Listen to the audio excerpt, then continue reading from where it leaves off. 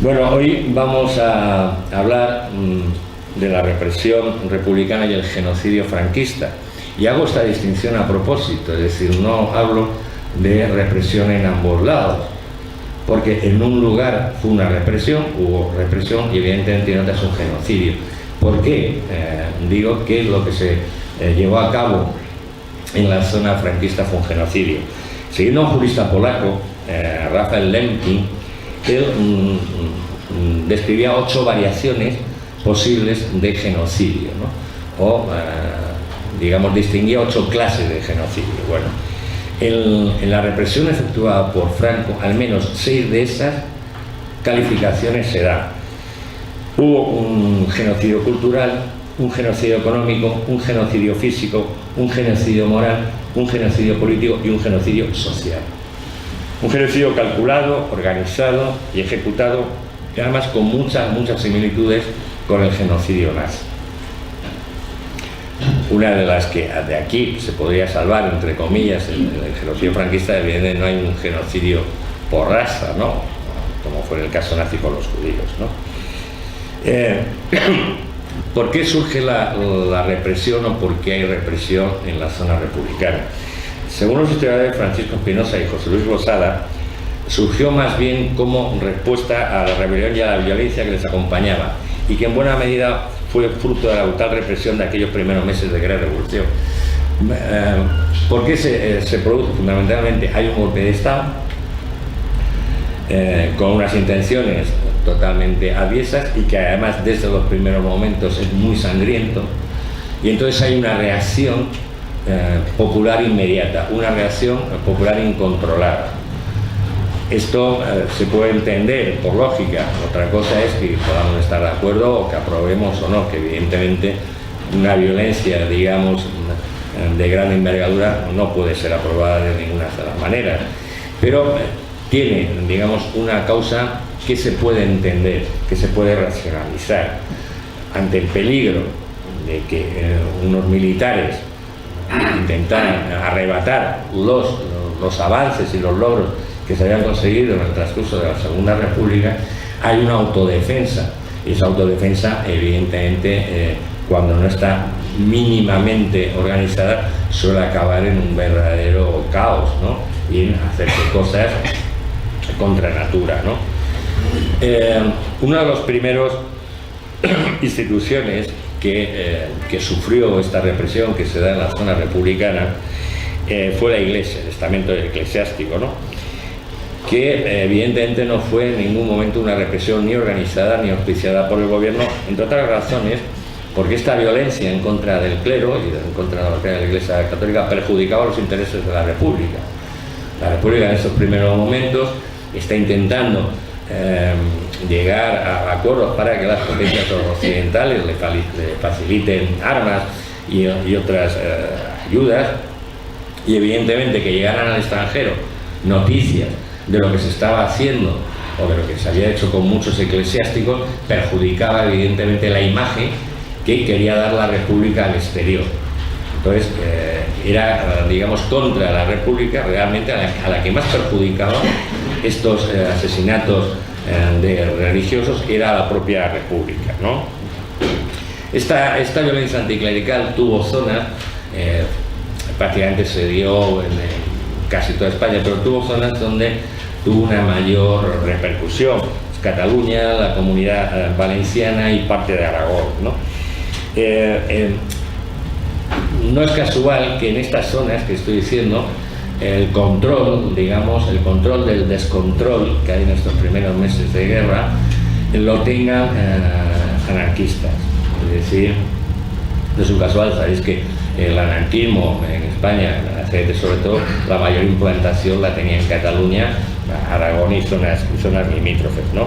Mientras que en otras zonas, por ejemplo en el País Vasco, solamente fueron asesinados, son 45 los reyes asesinados durante toda la guerra civil. Porque en el País Vasco sabéis que se pudo continuar progresando la religión, se daban misas, etcétera, etcétera, no había ningún problema. Según Antonio Montero Moreno era sacerdote, Fueron asesinados 4.184 sacerdotes, 2.335 frailes y 283 monjas. De la jerarquía eclesiástica, 12 obispos y el administrador apostólico de Orihuela. De los 6.832 asesinados en total, 839 lo fueron en los días siguientes a la sublevación y 2.055 en agosto. Esto quiere decir que el 42,35% del total de religiosos asesinados durante la guerra se produce en este mes y medio, que es también cuando evidentemente los ánimos están más exaltados, la racionalidad brilla por su ausencia y hay un total descontrol por parte del gobierno. Todos lo sabéis ya, lo hemos hablado varias veces, hay un periodo, digamos, hasta enero, febrero del 37, donde, digamos, el gobierno republicano no vuelve a tomar las riendas y no vuelve a controlar todo lo que estaba pasando en el país, ¿no? En cuanto a la represión republicana, en la zona republicana en general, primero, aunque los revisionistas sigan empeñados en esto, en ningún caso es equiparable a ejercida en la zona sublevada, ¿no? Por varias razones. Primero, las autoridades no organizan en ningún momento esta represión, sino que son, como ya hemos visto, grupos de incontrolados, que no había manera de hacerles entrar a razón, los que llevan a efecto la violencia, los que ejecutan. El número de víctimas es muy inferior. A eso ya, por cada víctima provocada por la República, más o menos hay 3 provocadas por los franquistas, es decir, una proporción de 3 a 1. El Santuario Nacional de Valladolid dio la cifra de 54.594 muertos por la represión en la zona republicana. La causa general lo sube a 85.940. Y esto es curioso porque a la causa general, bueno, cuando acaba la guerra estaban hablando, Franco entre otros, de que los rojos habían matado 300.000, 400.000 personas, no exagero, daban estas cifras, ¿no? Entonces le pidieron a la causa general que les diera el listado de los... Claro, cuando la causa general, que lo infló, porque si lleva con menos, Franco los fusila a todos, ¿no? Le llevó esta cifra, por poco los echa patadas, ¿no? Y digo que es una cifra inflada, porque es que algunos de los asesinados, los asesinaban en varios lados a la vez. Os explico. Apuntaban, por ejemplo, ese señor había nacido en Toledo, ¿no? Entonces ponían, o sea, antes nacidos en Toledo, fulano de tal, asesinado, ya contaba. Le contaban otra vez en el lugar de residencia, ese señor vivía en Madrid, vivía un vecino de Madrid, fulano de tal, asesinado, ya van contado 2 veces. Y luego el lugar de fallecimiento, había fallecido en Málaga, pues lugar de fallecimiento fundamental, asesinado en Málaga, por lo cual la misma persona aparece 3 veces. Esto ocurrió en muchos casos, ¿no? Por eso esta cifra está muy inflada. La real podría estar 40, 45.000 víctimas por la represión, ¿no? Veremos que en el otro lado sobrepasan las 150.000. Es decir, más incluso de la proporción 1 por 3, ¿no? Con las mujeres, pues evidentemente con las mujeres, como en casi todos los áreas de la vida, desgraciadamente, pues sufre una doble represión. En este caso, una represión por el hecho de ser republicanas, o de haberse mantenido firmes, o simplemente por estar allí, es decir, por seguir viviendo en zona republicana, y evidentemente por ser mujeres, ¿no? A estas mujeres las vejaciones, violaciones, desmanes que eso pueda pasar a la cabeza los sufrieron, ¿no?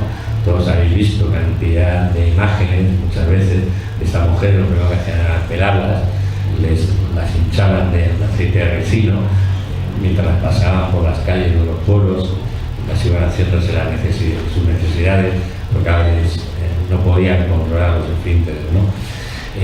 Para la feroz represión que tuvieron con ellas daba exactamente igual la edad, la condición, incluso si estaban embarazadas o no, ¿no?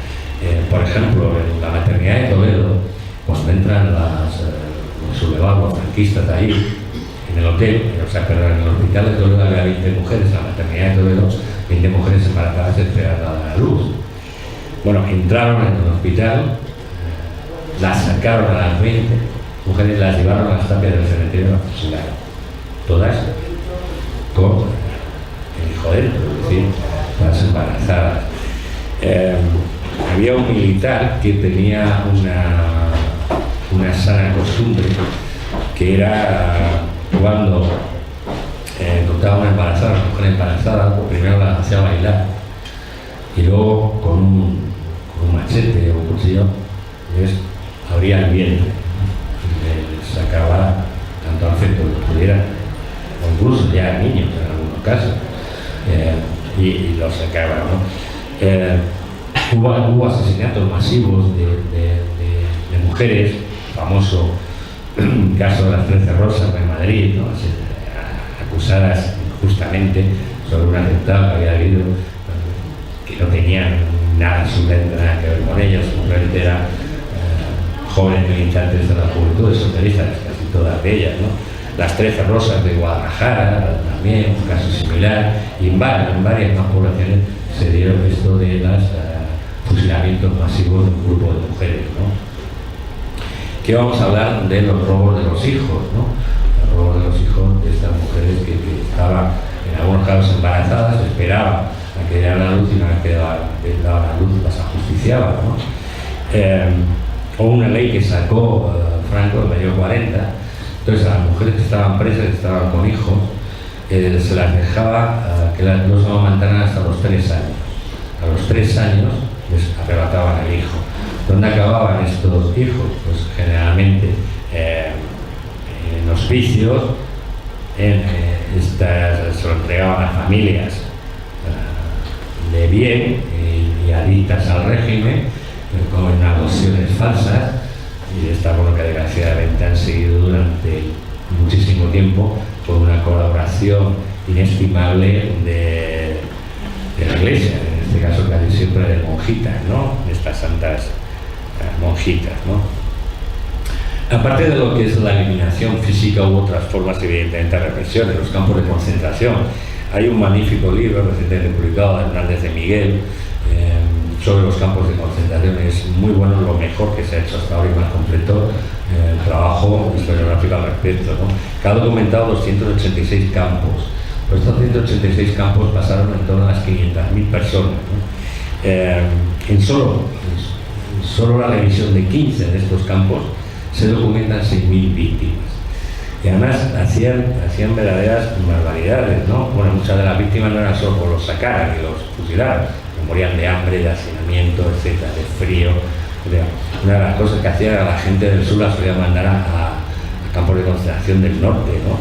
O hicieron un campo de concentración para indigentes, donde metieron a 600 indigentes, murió el 50%, en este caso caídos por hambre, ¿no? Evidentemente otra represión, la represión económica, no solo se conformaban con haber matado a un determinado miembro de una familia, sino que además luego arrasaban con todos los bienes que tuviera esa familia, dejándole sin ninguna posibilidad o prácticamente sin ninguna posibilidad de sobrevivir. A nivel de víctimas, ya os lo comentaba antes, se calcula entre 30.000 desaparecidos y más de 150.000 documentados, asesinados por la violencia franquista. Entre 1933 y 1945, ya con nombre y apellido, se han documentado 150.648 víctimas.